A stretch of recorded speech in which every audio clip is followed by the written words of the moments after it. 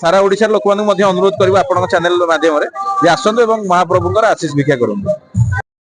ढेंकानाल तथा ओडिशार कैलाश कहुए कपिलास पीठ को महाप्रभु श्री चंद्रशेखर पीठ को आज लक्षाधिक भक्तर समागम हुए। गत वर्ष 2 लाख ऊर्ध भक्त मान समागम होता। चलित वर्ष आहरी अधिक भक्त आसवे आम भावुँ।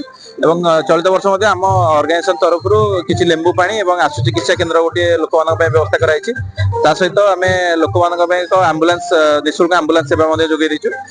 सहित मुझे सारा ओडिशार लोक अनुरोध करी आपड़ थे आसतु कपिलास पीठर जो सौंदर्य को आप देखते महाप्रभुंर जो महात्म्य रही आपड़ी जहाँ भी आखि बुझिकी मागे महाप्रभु पूर्ण करती। तेणु से ही लक्षाधिक भक्त मान समागम हुए।